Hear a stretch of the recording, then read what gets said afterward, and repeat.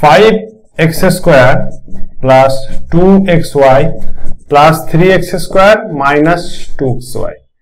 এখানের মধ্যে কি করব? এখানে মধ্যে দেখবো একই চিহ্ন কাদের মধ্যে আছে, এই তিনটে চিহ্নের মধ্যে একই আছে। দেখুন প্লাস প্লাস কিছু নেই মানে প্লাস, বারবার বলছি কিছু নাই মানে প্লাস আছে। তাহলে এখানে কি হলো 5x স্কয়ার আর এখানে 3x স্কয়ার গুলোকে এক জায়গায় আনবো, যেগুলো লাইক টার্মস বা সদৃশ সংখ্যাগুলো এক জায়গায় আনবো। এই দুটোকে এক জায়গায় আনবো, এগুলো একই দেখতে। কেন একই সংখ্যা এরা? কারণ এই অ্যালজেব্রিক পার্টটা সমান আছে, এর অ্যালজেব্রিক পার্টটা সমান আছে, ঠিক আছে? তো এটা হয়ে গেল 5 আর 3 একই চিহ্ন, এটা প্লাস প্লাস তাহলে যোগ হয়ে গেল। তাহলে 5 3 8, আর একই চিহ্নের মধ্যে যোগ হওয়ার পর কি হবে সেই চিহ্নটাই বসে যাবে। তো সেই চিহ্ন বসে গেল মানে কিছু নেই, 8x স্কয়ার। আর এখানে বিয়োগ হওয়ার পর বড় সংখ্যার চিহ্ন বসবে, কিন্তু এখানে বড় সংখ্যা নেই, দুটো সমান।